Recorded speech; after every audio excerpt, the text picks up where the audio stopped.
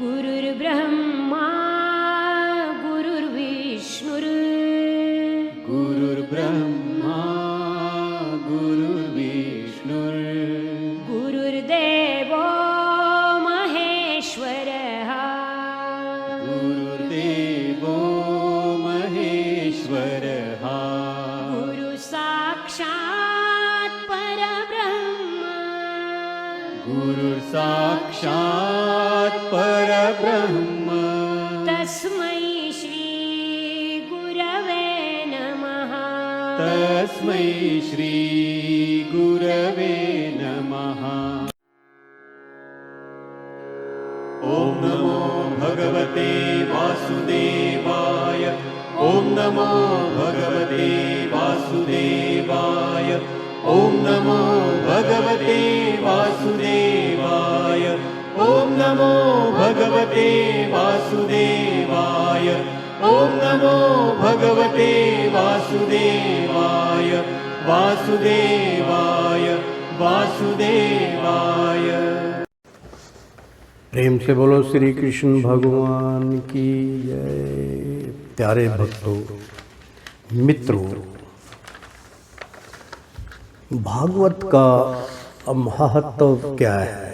श्री मद भागवत 12 स्कंदों के बाद उसका महत्व बतलाया गया है, उसका प्रसंग चल रहा है। मित्रों,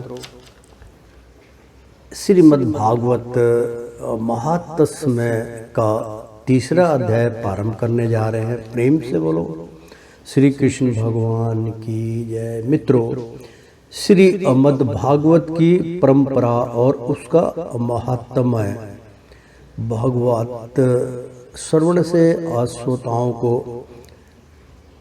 भगवान धाम की धाम की प्राप्ति, मतलब उनके धाम की प्राप्ति होती है। प्रेम से बोलो श्री कृष्ण भगवान। ये 3रा अध्याय प्रारंभ करने जा रहे हैं। श्री मद् भागवत की परंपरा और उसका महात्म्य भागवत शरण से श्रोताओं को भागवत धाम की प्राप्ति। सूत जी कहते हैं, उद्धव जी ने वहाँ एकत्र हुए सब लोगों को श्री कृष्ण कीर्तन में लगा देखकर सभी का सत्कार किया और राजा परीक्षित को हृदय से लगा कर कहा। उद्धव जी ने कहा, राजन, तुम धन्य हो, एकमात्र श्री कृष्ण की भक्ति से ही पूर्ण हो, क्योंकि श्री कृष्ण सकीर्तन के महोत्सव में तुम्हारा हृदय इस प्रकार निमग्न हो रहा है। बड़े सौभाग्य की बात है। श्री कृष्ण की पत्नियों के प्रति तुम्हारी भक्ति और वर्जना पर तुम्हारा प्रेम। मित्रों, वहाँ पर अभी भी आज भी उपस्थित है। उनका नाम जो रखा गया है विरज वासी क्यों कहा जाता है? वो इसी से नाम पड़ा कि वर्ज मतलब वर्जनाभ, तो वहाँ पे विरज भाषा और विरज के नाम से व्याख्यात है। तो विरजनाभ पर तुम्हारा प्रेम है। तात, तुम तो कुछ कह रहे हो, सब तुम्हारे अनुरूप ही है। क्यों ना हो, श्री कृष्ण ने ही तुम्हें शरीर और वैभव प्रदान किया है, अतः तुम्हारा उनके पर पौत्र पर प्रेम होना स्वाभाविक ही है। इसमें तनिक भी संदेह नहीं है कि समस्त द्वारका वासियों में ये लोग सबसे बढ़कर धन्य हैं, जिन्हें विरज में निवास कराने के लिए भगवान श्री कृष्ण ने अर्जुन को आज्ञा की थी। श्री कृष्ण का मन आरोपी चंद्रमा राधा के मुख की प्रभा आरूप चांदनी से युक्त हो उनकी लीला भूमि वृंदावन को अपनी किरणों से सुशोभित करता हुआ यहाँ सदा प्रकाशमान रहता है। श्री कृष्ण चंद्र नित्य परिपूर्ण है। प्राकृत चंद्रमा की भांति उनमें वृद्धि और क्षय रूप विकार नहीं होते। उनकी जो 16 कलाएं हैं, उनसे सहस्त्रों चिन्ह में किरणें निकलती रहती हैं। इससे उनके सहस्त्रों भेद हो जाते हैं। इन सभी कलाओं से युक्त नित्य अपरिपूर्ण श्री कृष्ण इस वर्ज भूमि में सदा ही अविद्यमान रहते हैं। इस भूमि में और उनके स्वरूप में कुछ अंतर नहीं है। राजेंद्र परीक्षित, इस प्रकार विचार करने पर सभी अव्रजवासी भगवान के अंग में अस्तित्व है। शरणागतों का भय दूर करने वाले जो ये वर्ज हैं, इनका स्थान श्री कृष्ण के दाहिने चरण में है। इस अवतार में भगवान श्री कृष्ण ने इन सबको अपनी योग माया से अभिभूत कर लिया है। क्यों? उसी के प्रभाव से ये अपने स्वरूप को भूल गए हैं और इसी कारण सर्वदा सदा दुखी रहते हैं। यह बात निस्संदेह ऐसी ही है। श्री कृष्ण का प्रकाश प्राप्त हुए बिना किसी को भी अपने स्वरूप का बोध नहीं हो सकता। जीवों के अंतःकरण में जो कृष्ण तत्व का प्रकाश है, उस पर सदा माया का पर्दा पड़ा रहता है। 28वें द्वापर के अंत में जब भगवान श्री कृष्ण स्वयं ही सामने प्रकट होकर अपनी माया का पर्दा उठा लेते हैं, उस समय जीवों को उनका प्रकाश प्राप्त होता है। किंतु अब वह समय तो बीत गया, इसलिए उनके प्रकाश के प्राप्ति के लिए अब दूसरा उपाय बतलाया जा रहा है। सुनो, 28वें द्वापर के अतिरिक्त समय में यदि कोई श्री कृष्ण तत्व का प्रकाश पाना चाहे तो उसे वह श्रीमद् भागवत से ही प्राप्त हो सकता है। भगवान के भक्त जहाँ जब कभी श्री मद् भागवत शास्त्र का कीर्तन और स्मरण करते हैं, वह उस समय भगवान श्री कृष्ण साक्षात रूप से विराजमान रहते हैं। जहाँ श्री मद् भागवत के एक या आधे श्लोक का ही पाठ होता है, वहाँ भी श्री कृष्ण अपनी प्रीतमा गोपियों के साथ विद्यमान रहते हैं। इस पवित्र भारतवर्ष में मनुष्य का जन्म पाकर भी जिन लोगों ने पाप के अधीन होकर श्रीमद् भागवत नहीं सुना, उन्होंने मानो अपने ही हाथों अपनी हत्या कर ली।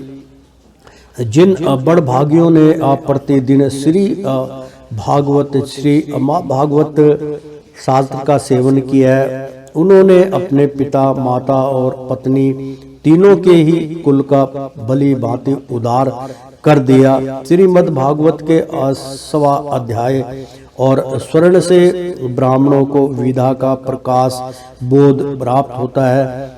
क्षत्रिय लोग शत्रुओं पर विजय पाते हैं, वैश्यों को धन मिलता है और शूद्र स्वस्थ निरोग बने रहते हैं। स्त्रियों तथा अन्य यज्ञ आदि अन्य लोगों की भी इच्छा श्रीमद् भागवत से पूर्ण होती है। अतः कौन ऐसा भाग्यवान पुरुष है जो श्रीमद् भागवत का नित्य ही सेवन ना करेगा। अनेकों जन्मों तक साधना करते करते जब मनुष्य पूर्ण सिद्ध हो जाता है, तब उसे श्रीमद् भागवत की प्राप्ति होती है। भागवत से भगवान का प्रकाश मिलता है। प्रेम से बोलो श्री कृष्ण भगवान की। बहुत सुंदर प्रवचन है मित्रों, मैं इसको दोबारा रिपीट करता हूँ। अनेकों जन्म तक, बहुत सुंदर है, ध्यान से सुनिएगा मित्रों। अनेकों जन्मों तक साधना करते करते जब मनुष्य पूर्ण सिद्ध हो जाता है, तब उसे श्रीमद् भागवत की प्राप्ति होती है। भागवत से भगवान का प्रसाद मिलता है, जिससे भगवंत भक्ति उत्पन्न होती है। पूर्व काल में संख्यायन की कृपा से श्रीमद् भागवत बृहस्पति जी को मिला और बृहस्पति जी ने मुझे दिया। इसी से मैं श्री कृष्ण का प्रीतम सखा हो सका हूँ। बहुत सुंदर मित्रों प्रवचन बृहस्पति जी ने परीक्षित, बृहस्पति जी ने मुझे एक आख्यायिका भी सुनाई थी, यानी कि आख्यायिका यानी कि कोई कथा सुनाई थी का भी सुनाई थी, उसे तुम सुनो। इस आख्यायिका से श्रीमद् भागवत स्वर्ण के संप्रदायिक का क्रम भी जाना जा सकता है। बृहस्पति जी ने कहा था, अपनी माया से पुरुष रूप धारण करने वाले भगवान श्री कृष्ण ने जब सृष्टि के लिए संकल्प किया, तब उनके दिव्य विग्रह से 3 पुरुष प्रकट हुए। इनमें रजोगुण की प्रधानता से ब्रह्मा, सद्गुण की प्रधानता से विष्णु और तमोगुणों की प्रधानता से रुद्र प्रकट हुए। भगवान ने इन तीनों को क्रम से जगत की उत्पत्ति, पालन और संहार करने का अधिकार प्रदान किया। तब भगवान के नाभि कमल से उत्पन्न हुए ब्रह्मा जी ने उनसे अपना मनोभाव यूं प्रकट किया। ब्रह्मा जी ने कहा, परमात्मन, आप नार अर्थात जल में आशयन करने के कारण नारायण नाम से प्रसिद्ध हैं। सबके आदि कारण होने से आदि पुरुष हैं। आपको नमस्कार है प्रभु। आपने मुझे सृष्टि कर्म से लगाया है, मगर मुझे भय है कि सृष्टि काल में अत्यंत पापात्मा रजोगुण आपके स्मृति में कहाँ बाधा ना डालने लग जाए। अतः कृपा करके ऐसी कोई बात बताइए जिससे आपकी याद बराबर बनी रहे। बृहस्पति जी कहते हैं, जब ब्रह्मा जी ने ऐसी प्रार्थना की, तब पूर्व काल में भगवान ने उन्हें श्रीमद् भागवत का उपदेश देकर कहा, ब्राह्मण, तुम अपने मनोरथ की सिद्धि के लिए सदा ही इसका सेवन करते रहो। ब्रह्मा जी श्रीमद् भागवत का उपदेश पाकर बड़े प्रसन्न हुए और उन्होंने श्री कृष्ण की अनित्य प्राप्ति के लिए तथा 7 आवरणों का भंग करने के लिए श्रीमद् भागवत का सप्ताह प्रयाण किया। सप्ताह यज्ञ की विधि से 7 दिनों तक श्रीमद् भागवत का सेवन करने से ब्रह्मा जी के सभी मनोरथ पूर्ण हो गए। इससे वे सदा भागवत स्मरण पूर्वक सृष्टि का विस्तार करते और बारंबार सप्ताह यज्ञ का अनुष्ठान करते रहते हैं। ब्रह्मा जी की ही भांति विष्णु ने भी अपने अभिष्ट अर्थ की सिद्धि के लिए उन परम पुरुष परमात्मा से प्रार्थना की है, क्योंकि उन पुरुषोत्तम ने विष्णु को भी प्रजा पालन रूप कर्म में नियुक्त किया था। विष्णु ने कहा, देव, मैं आपकी आज्ञा के अनुसार कर्म और ज्ञान के उद्देश्य से प्रवृत्ति और निवृत्ति के द्वारा यथोचित रूप से प्रजाओं का पालन करूंगा। काल कर्म से जब जब धर्म की हानि होगी तब अनेकों अवतार धारण कर पुण्य धर्म की स्थापना करूंगा। जो भोगों की इच्छा रखने वाले हैं उन्हें अवश्य ही उनके किए हुए यज्ञादि कर्मों का फल अर्पण करूंगा, तथा जो संसार बंधन से मुक्त होना चाहता है, विरक्त है, उन्हें उनके इच्छा अनुसार 5 प्रकार की मुक्ति भी देता रहूंगा। परंतु जो लोग मोक्ष भी नहीं चाहते, उनका पालन मैं कैसे करूंगा, यह बात समझ में नहीं आती है। इसके अतिरिक्त मैं अपनी तथा लक्ष्मी जी की भी रक्षा कैसे कर सकूंगा, उसका उपाय भी बतलाइए। विष्णु की यह प्रार्थना सुनकर आदि पुरुष श्री कृष्ण ने उन्हें भी श्रीमद् भागवत का उपदेश किया और कहा, तुम अपने मनोरथ की सिद्धि के लिए इस श्रीमद् भागवत शास्त्र का सदा पाठ किया करो। उस उपदेश से विष्णु भगवान का चित्त प्रसन्न हो गया और वे लक्ष्मी जी के साथ प्रत्येक मास में श्रीमद् भागवत का चिंतन करने लगे। इससे वे अपरमार्थ का पालन और यथार्थ रूप से संसार की रक्षा करने में समर्थ हुए। जब भगवान विष्णु स्वयं वक्ता होते हैं और लक्ष्मी जी प्रेम से स्मरण करती हैं, उस समय प्रत्येक बार भागवत कथा का स्मरण 1 मास में ही समाप्त होता है। किंतु जब लक्ष्मी जी स्वयं वक्ता होती है और विष्णु श्रोता बनकर सुनते हैं, तब भागवत कथा का रसास्वादन 2 मास तक होता रहता है। उस समय कथा बड़ी सुंदर, बहुत ही अरुचिकर होती है। इसका कारण यह है कि विष्णु तो अधिकार रूढ़ है, उन्हें जगत के पालन की चिंता करनी पड़ती है, पर लक्ष्मी जी इन झंझटों से अलग है, अतः उनका हृदय निश्चिंत है। इसी से लक्ष्मी जी के मुख से भागवत कथा का रसास्वादन अधिक प्रकाशित होता है। इसके पश्चात रुद्र ने भी, जिन्हें भगवान ने पहले संहार कार्य में लगाया था, अपनी सामर्थ्य की वृद्धि के लिए उन परम पुरुष भगवान श्री कृष्ण से प्रार्थना की। रुद्र ने कहा, मेरे प्रभु देव, मुझ में अनित्य, अनैमितिक और प्राकृत संहार की शक्तियों तो है ही, पर आत्यंतिक संहार की आसक्ति बिल्कुल ही नहीं है। यह मेरे लिए बड़े दुख की बात है। इसी कमी की पूर्ति के लिए मैं आपसे प्रार्थना करता हूँ। बृहस्पति जी कहते हैं, रुद्र की प्रार्थना सुनकर नारायण ने उन्हें अभी श्रीमद् भागवत का ही उपदेश किया। सदा शिव रुद्र ने 1 वर्ष में 1 अपरायण के क्रम से भागवत कथा का सेवन किया। इसके सेवन से उन्होंने तमोगुण पर विजय पाई और अत्यंतिक संहार मोक्ष की शक्ति भी प्राप्त कर ली।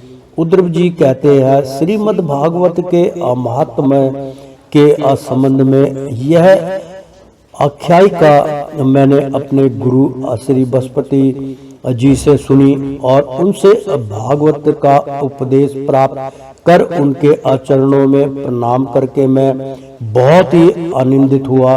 तत्पश्चात भगवान विष्णु की रीति स्वीकार करके मैंने भी 1 मास तक श्रीमद् भागवत कथा का भली भांति रसास्वादन किया। उतने से ही मैं भगवान श्री कृष्ण का प्रियतम सखा हो गया। इसके पश्चात भगवान ने मुझे विरज में अपनी प्रीतमा गोपियों की सेवा में नियुक्त किया।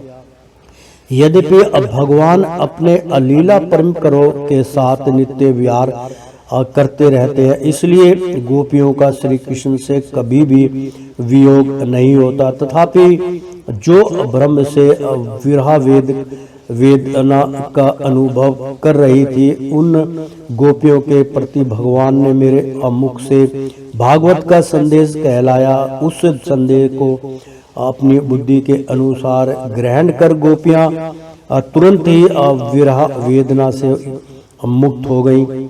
मैं भागवत के इस रहस्यमय को तो नहीं समझ सका, किंतु मैंने उसका चमत्कार प्रत्यक्ष देखा। इसके बहुत समय के बाद जब ब्रह्म आदि देवता आकर भगवान से अपने परम धाम में पधारने की प्रार्थना करके चले गए, उस समय पीपल के वृक्ष की जड़ के पास अपने सामने खड़े हुए मुझे भगवान ने श्रीमद् भागवत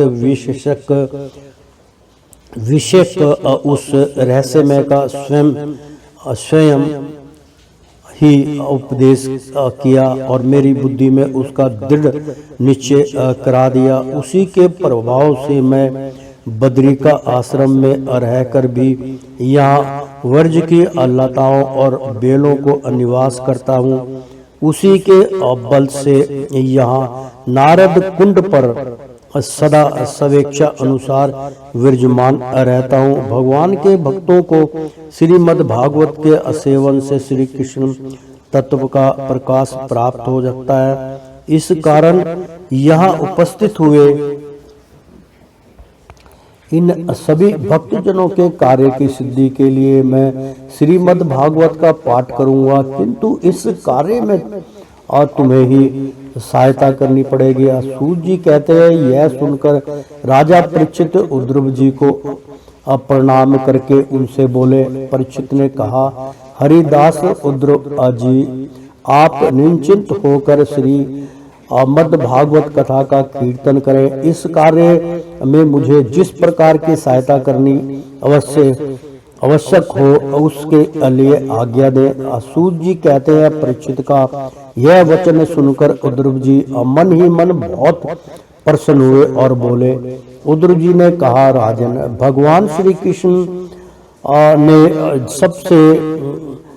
जब से इस पृथ्वी तल का परित्याग कर दिया है, तब से यह अत्यंत बलवान कलयुग का प्रभुत्व हो गया है। जिस समय यह शुभ अनुष्ठान यहाँ आरंभ हो जाएगा, बलवान कलयुग अवश्य ही इसमें बहुत बड़ा विघ्न डालेगा। इसलिए तुम दिग्विजय के लिए जाओ और कलयुग को जीतकर अपने वश में करो। इधर मैं तुम्हारी सहायता से वैष्णवी रीति का सहारा लेकर 1 महीने तक यहाँ श्रीमद् भागवत कथा का रसास्वादन करूँगा और इस प्रकार भागवत कथा के रस का प्रसार करके इन सभी श्रोताओं को भगवान मधुसूदन के नित्य गोलोक धाम में पहुंचाऊंगा।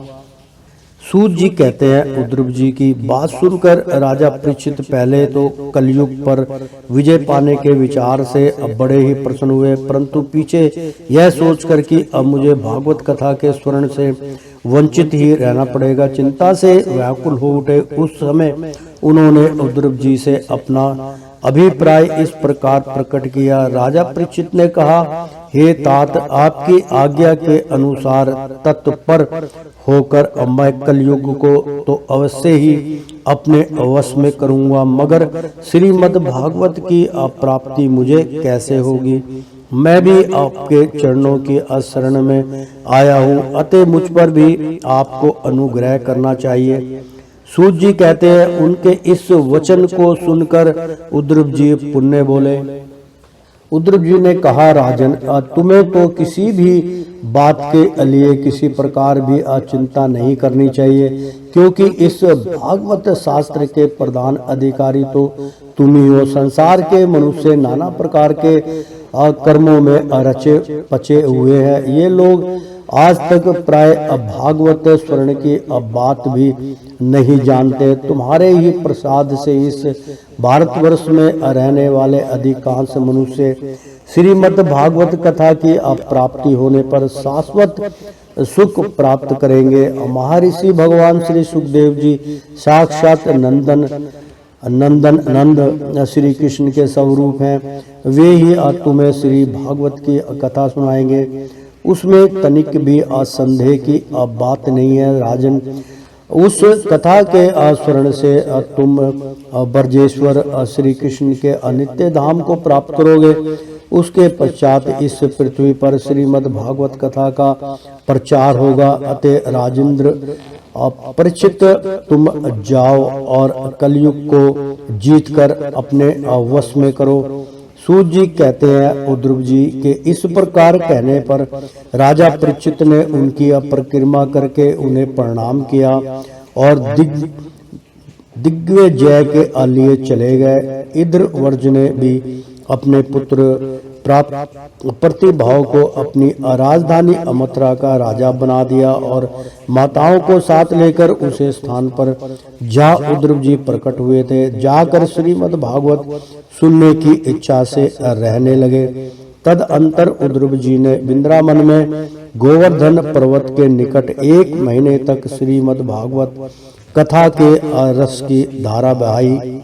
उस रस का आस्वादन करते समय प्रेमी श्रोताओं की दृष्टि में सब और भगवान की सच्चिदानंदमयी अलीला प्रकाशित हो गई और सर्वत्र श्री कृष्ण चंद्र का साक्षात्कार होने लगा।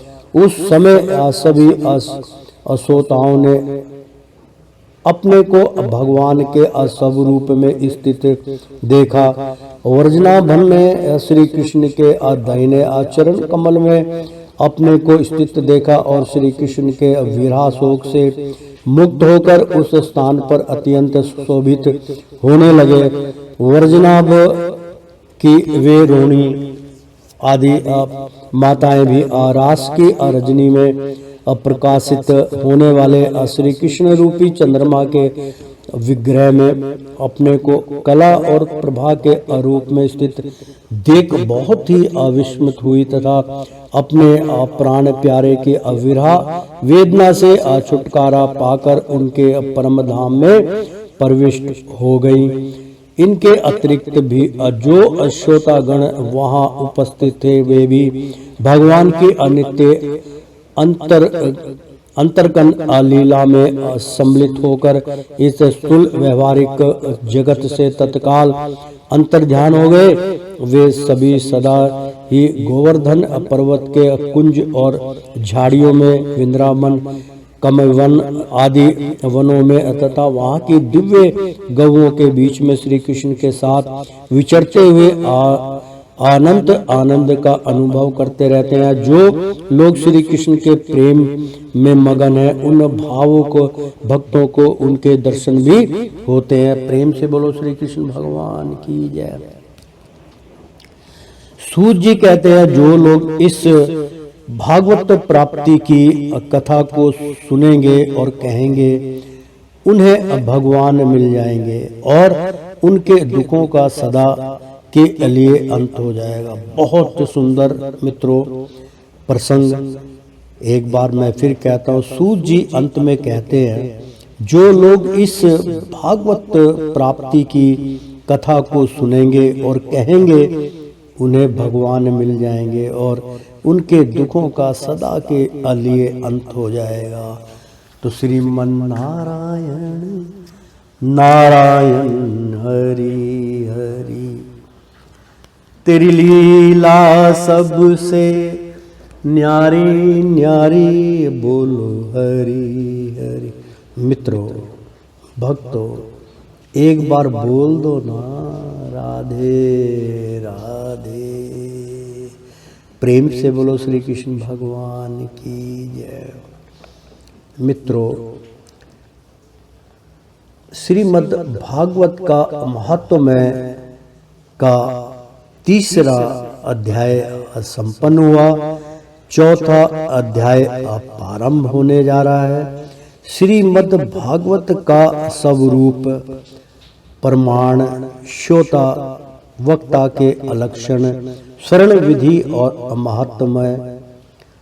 शौकीन आदि ऋषियों ने कहा सूत जी आपने हम लोगों को बहुत अच्छी बात बताई। आपकी आयु बढ़े, आप चिरंजीवी हो और चिर काल तक हमें इसी प्रकार उपदेश करते रहे। आज हम लोगों ने आपके मुख से श्री मद्भागवत का अपूर्ण महात्म्य सुना है। सूत जी अब इस समय आप हमें यह बताइए कि श्रीमद् भागवत का स्वरूप क्या है, उसका प्रमाण, उसकी श्लोक संख्या कितनी है, किस विधि से उसका स्मरण करना चाहिए तथा श्रीमद् भागवत के वक्ता और श्रोता के क्या लक्षण है।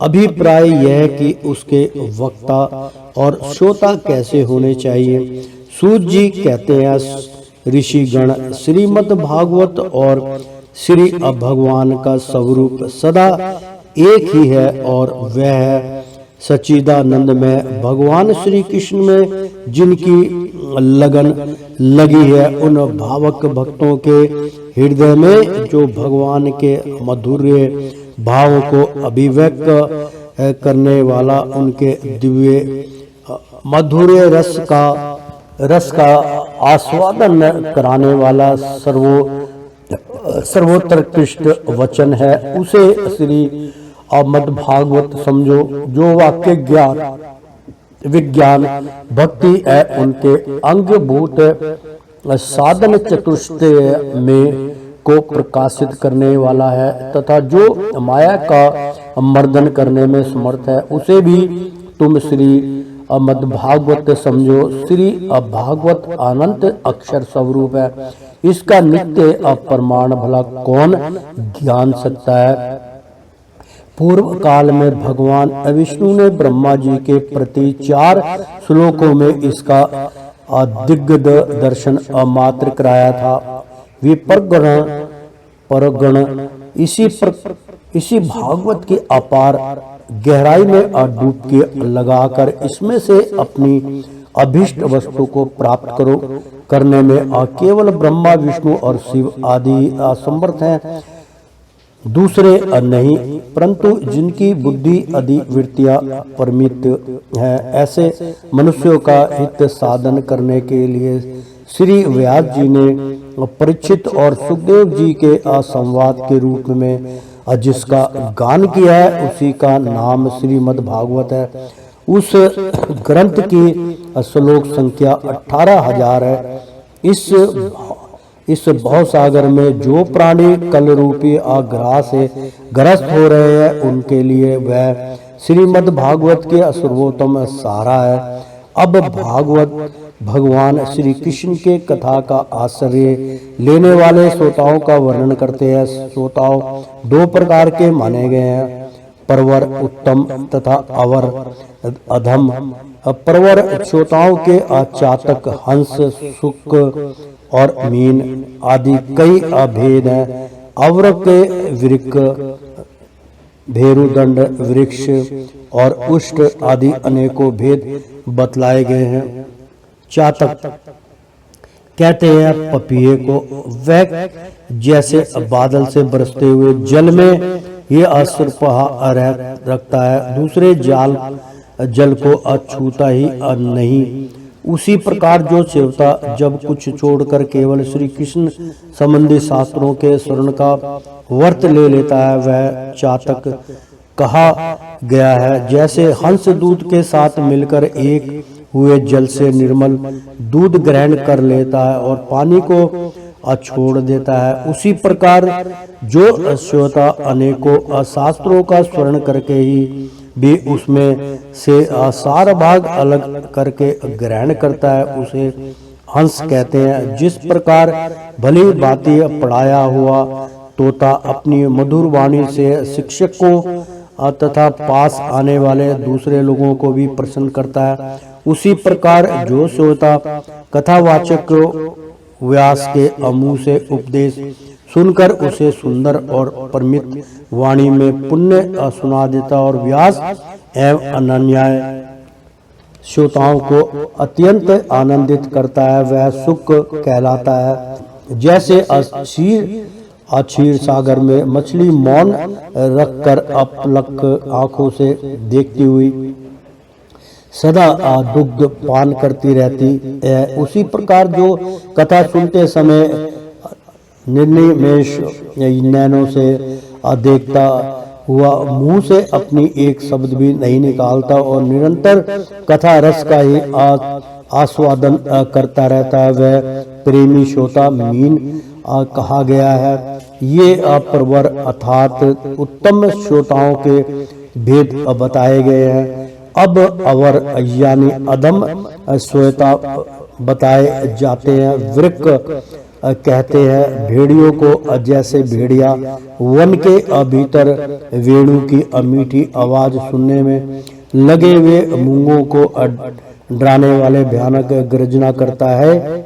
वैसे ही जो मूर्ख कथा सुनने के समय रसिक श्रोताओं को उद्विग्न करता हुआ बीच बीच में जोर जोर से बोल उठता है, वह वृक्क कहलाता है। हिमालय के शिखर पर एक भ्रूखंड जाति का पक्षी होता है, वह किसी के अशिक्षा पत्र वाक्य सुनकर वैसे ही बोल करता है, किसी समय उसके लाभ नहीं उठाता। इसी प्रकार जो उपदेश की बात सुनकर उसे दूसरों को तो सिखाए पर स्वयं आचरण में ना लाए, ऐसे श्रोताओं को भ्रूखंड कहते हैं। वृक्ष कहते हैं। बैलों को उसके सामने मीठे मीठे अंगूर हो या कड़वी खली, दोनों को वह एक सा ही मानकर खाता है। उसी प्रकार जो सुनी हुई सभी बातें ग्रहण करता है, पर सार और असार वस्तु का विचार करने में उसकी बुद्धि अंधी असमर्थ होती है, ऐसा स्वतः वृक्ष कहलाता है। इसी प्रकार ऊंट माधुर्य गुण से युक्त आम को भी छोड़कर केवल नीम की ही पत्ती चबाता है, उसी प्रकार जो भगवान की मधुर कथा को छोड़कर उनके विपरीत संसारी बातों में रमता रहता है, उसे ऊंट कहते हैं। ये कुछ थोड़े से भेद यहाँ बताए गए। इनके अतिरिक्त भी प्रवर अवर दोनों प्रकार के श्रोताओं के भ्रमर और गदहा आदि अब बहुत से भेद है। इन सब भेदों को उन श्रोताओं के स्वाभाविक आचार व्यवहारों से परखना चाहिए, जो वक्ता के सामने उन्हें विधिवत प्रणाम करके बैठे और अन्य संसारी बातों को छोड़कर केवल श्री भगवान की लीला कथाओं को ही सुनने की इच्छा रखे, समझने में अत्यंत कुशल हो, नरम हो, हाथ जोड़े रहे, श्री भाव से उपदेश ग्रहण करे और भीतर श्रद्धा तथा विश्वास रखे। इसके सिवाय जो कुछ सुने उसका बराबर चिंतन करता रहे और जो बात समझ में ना आए पूछे और पवित्र भाव से रहे तथा श्री कृष्ण के भक्तों पर सदा ही प्रेम रखता हो। ऐसे ही श्रोताओं को वक्ता लोग उत्तम श्रोता कहते हैं।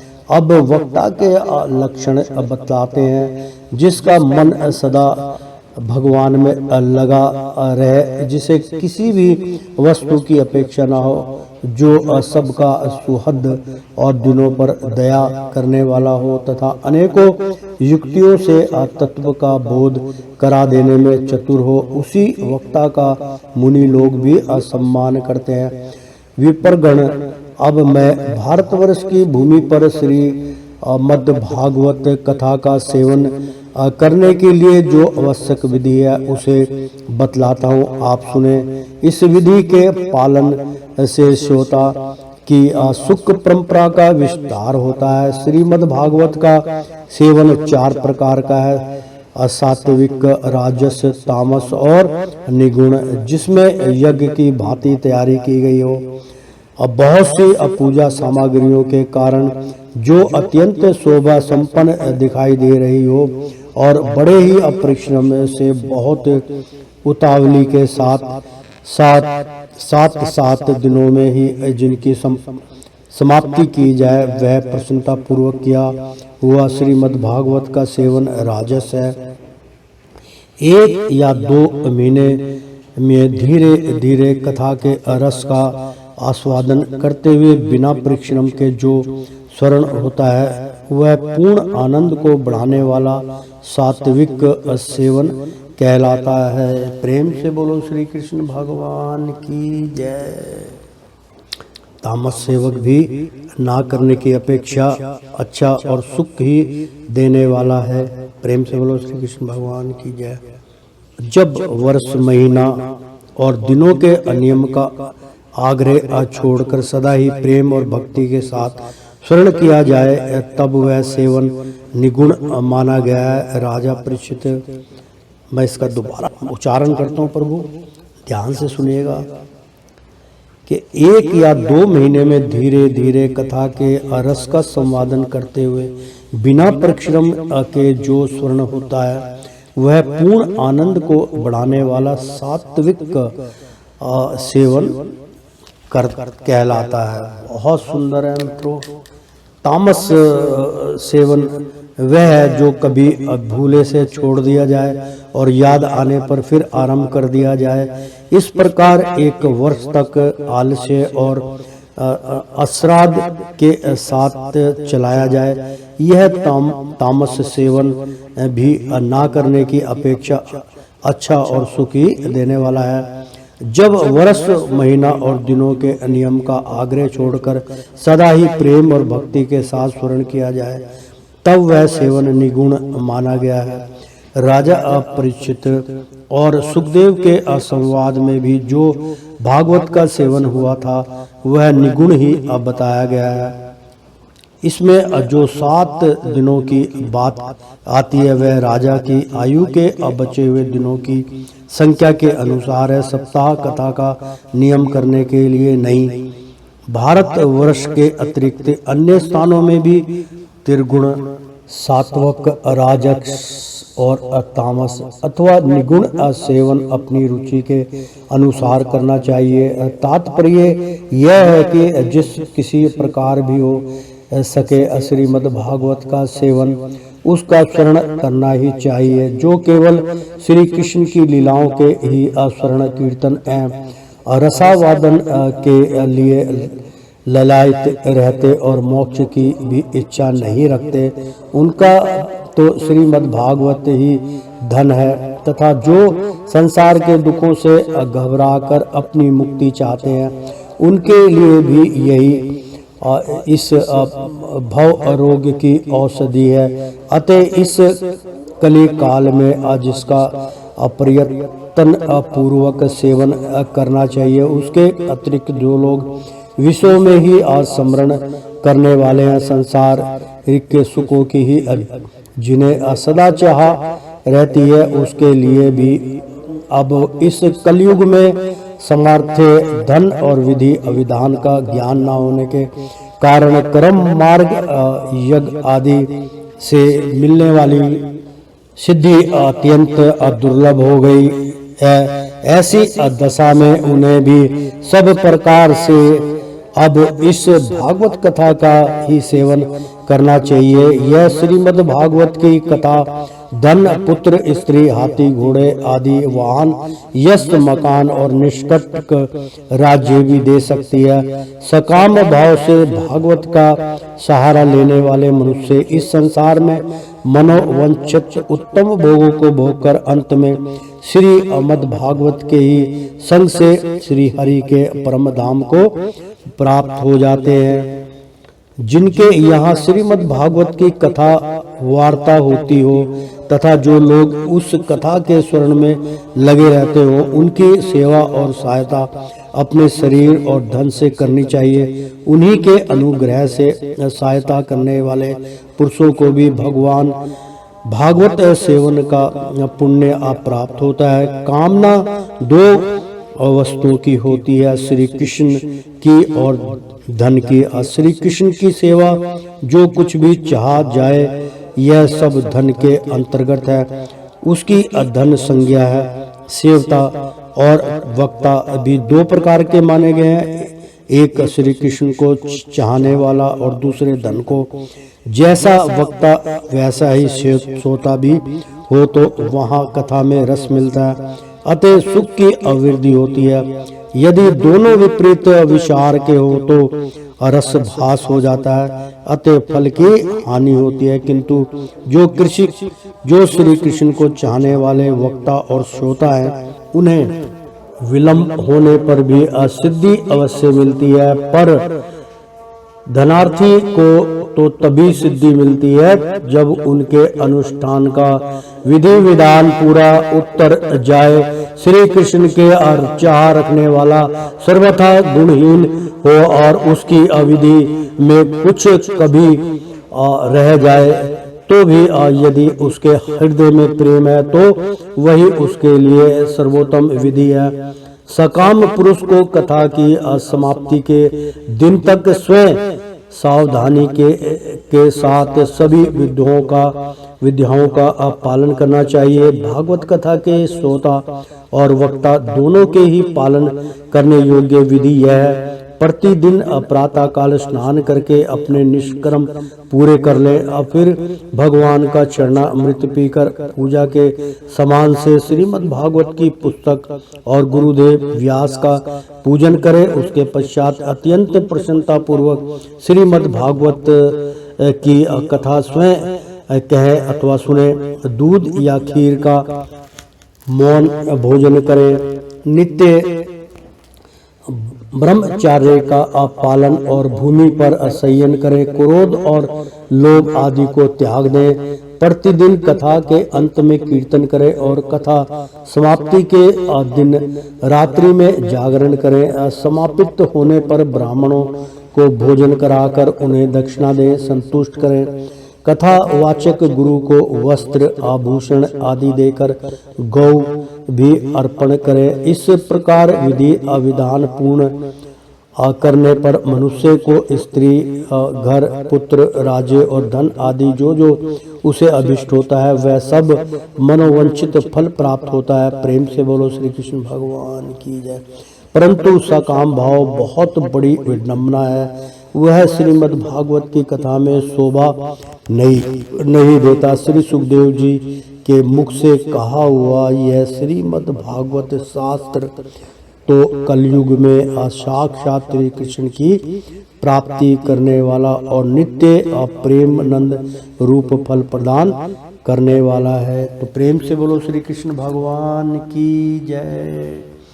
ओ श्रीमन नारायण नारायण हरि हरि, तेरी लीला सबसे न्यारी न्यारी, अब बोलो हरि हरि। ओ श्रीमन नारायण नारायण हरि हरि। मित्रों, एक बार प्रेम से बोलो श्री कृष्ण भगवान की जय। एक बार बोल दो ना, ब्रह्मा विष्णु महेश्वरा की सदा जय, सभी देवता देवियों की अजय, इस संसार की रक्षा करने वाले की अजय। एक बार बोल दो ना राधे राधे। श्री अमद भागवत महात्म में समाप्त हुआ। हरि ओम तत्सत। मित्रों, बहुत कृपा हरि महाराज ने की थी। बहुत सौभाग्य की बात है जो ऐसा सौभाग्य मुझे भगवान विष्णु नारायण श्री कृष्ण की चरणों की धूल आचार्य श्री राजेंद्र कुमार के मुख के द्वारा ऐसा अमृत वर्षा करने का सौभाग्य प्राप्त कराया। मैं उनका समस्त संसार की तरफ से भगवान विष्णु नारायण श्री कृष्ण का कोटि कोटि धन्यवाद करता हूँ। ऋषि मुनियों का जिन्होंने इसका उल्लेख किया उनका भी कोटि कोटि धन्यवाद करता हूँ। प्रेम से बोलो श्री कृष्ण भगवान की जय। मित्रों, अंत में ये एक आरती है श्री हरि की, वो भी आप कर लेते हैं। श्रीमद् भागवत की आरती। आरती अति पावन पुराण की, धर्म भक्ति विज्ञान खान की। आरती अति पावन पुराण की, धर्म भक्ति विज्ञान खान की। महापुराण भागवत निर्मल सुख मुख विगलित निगम कल्प फल ज्ञान की। परमानंद सुदारस में कल लीला रति रस रस विधान की। आरती अति पावन पुराण की, धर्म भक्ति विज्ञान खान की। कलिमल मथनी अतृप्ताप अनिवारणी, जन्म मृत्यु में भय भय हरणी। सेवत सतत सकल सुख क्राननी, असुम औषधि हरि चरत गान की। आरती अति पावन पुराण की, धर्म भक्ति विज्ञान खान की। विषय विलास विमोह विनाशनी, विमल विराग विवेक विकासनी। भगवत तैव रस्य अप्रकाशनी परम ज्योति परमात्म ज्ञान की आरती अति पावन पुराण की धर्म भक्ति विज्ञान खान की धर्म भक्ति विज्ञान खान की आरती अति पावन पुराण की परम अज्योति परमात्म ज्ञान की आरती अति पावन पुराण की परम हंस मुनि मन उल्लासनी रसिक हृदय रस रास विलासनी परम हंस मुनि मन उल्लासनी रसिक हृदय रस रास विलासनी अभुक्ति अमुक्ति अरति प्रेम सुदासनी अभक्ति अमुक्ति अरति प्रेम सुदासनी कथा आके चन्न प्रिय सुजान की आरती अति पावन पुराण की धर्म भक्ति विज्ञान खान की रसिक हृदय रस रास विलासनी भुक्ति मुक्ति रति प्रेम सुधासनी कथा आकचन्य अप्रिय सुजान की आरती अति पावन पुराण की। श्री हरि प्रेम से बोलो श्री कृष्ण भगवान की जय। मित्रों और भक्तों, अमृत पान यहाँ पर समाप्त हुआ। कृपा करके संपूर्ण ये कथा का प्रसाद सब में वितरण किया गया। मेरा आप भक्तों से आग्रह निवेदन है कि इस अमृत पान को आप जरूर कीजिएगा। प्रेम से बोलो श्री कृष्ण भगवान की जय। एक बार बोल दो ना, राधे राधे।